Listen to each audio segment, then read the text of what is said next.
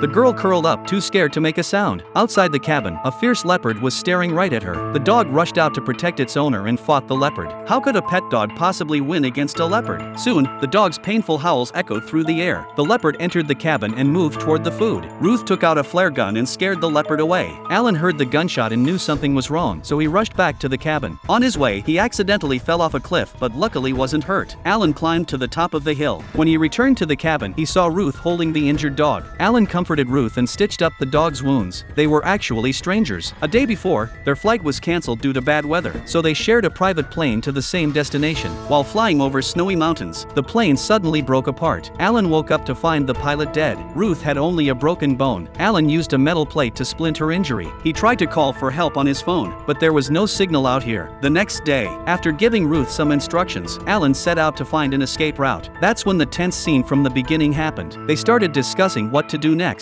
Both agreed they needed to go out and find a way to survive. They walked while chatting, forgetting the danger around them. Soon, they reached a forest and found an abandoned cabin. Alan wanted to tell Ruth, but Ruth collapsed from exhaustion. Alan carried her inside the cabin and started searching for supplies to help them survive, but he couldn't find any food. The next day, they kept moving. At the edge of the forest, they spotted tire tracks, which meant there were people nearby. Just as they were about to move forward, they realized the dog was missing. Alan had no choice but to leave Ruth behind and go look for the dog. Unexpectedly, Alan stepped into a hunter's trap. Ruth wanted to help but was too weak to open the trap. She could only go find help following the tracks. She found a logging site. Ruth flagged down a transport truck, and with the help of the loggers, they were rescued. After being discharged from the hospital, they became good friends.